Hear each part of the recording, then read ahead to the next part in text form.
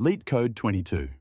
Generate parentheses isn't just a fun brain teaser, it mirrors how compilers check code, how parsers process queries, and how algorithms generate valid expressions. But generating all valid combos, that's where the duck hits the water. It starts simple, but as n grows, the number of combinations explodes. Brute force won't cut it. So how do we build only the valid ones without wasting time? Let's dive in.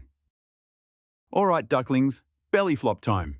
This brute force strategy creates every possible parentheses sequence, then checks each one for validity. Not the smartest swimmer, but relentless. Let's drop it into code and see what it does.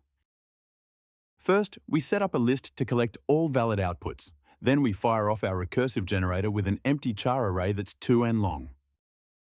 Once all the good combinations are packed into our list, we hand it back as the result.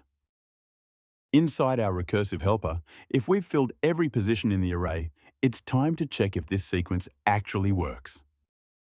If it passes the check, we turn the array into a string and toss it into our results.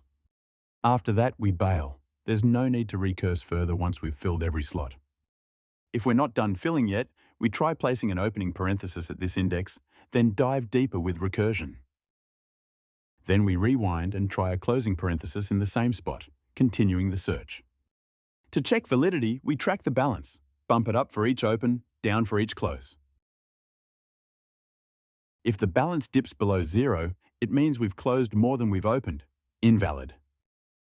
We only return true if the balance is exactly 0 at the end.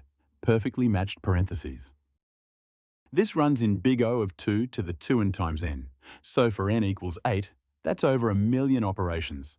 And we're storing strings of length 2n, so space is also big O of 2 to the 2n times n. Exhaustive, yes. Efficient, not quite. So how can we dodge that waste? Instead of generating everything, what if we build larger valid combos from smaller ones? Let's dip into dynamic programming, using past results to craft new ones. We'll start by setting up a list where each index I holds all valid combos for pairs. And for 0 pairs, we use the empty string as our base case. From there, we loop through 1 to n, generating valid combinations for each count, building on smaller subproblems. For each count I, we prep a new list to hold all the fresh combinations we're about to cook up. Here's the key. For each I, we split it into j pairs inside the parentheses and the rest outside. We loop through all possible j splits to mix and match. Once we pick a split j, we grab the pre-computed combos for j pairs and for I-1 minus j pairs. We'll use these to build new ones. With left and right parts in hand, we nest our loops, wrap the left in parentheses, tack on the right, and boom, valid combo. After building all for this count, we stash the list in our DP array so it's ready for future reuse. Once we're done, the list at index n holds exactly what we need, all valid combos for n pairs. This cuts the time complexity to big O of 4 to the n over square root of n, about 6,800 operations for n equals 8.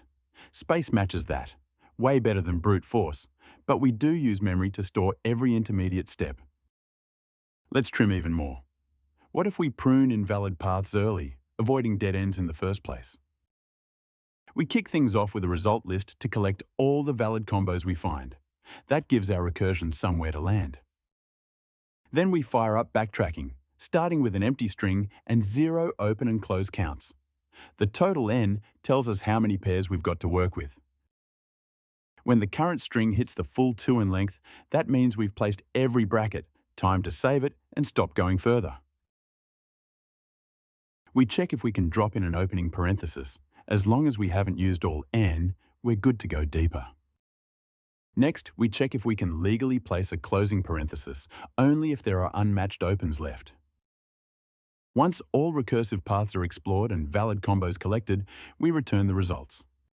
This method also runs in big O of 4 to the n over root n, like DP, but trims dead branches early and skips redundant storage.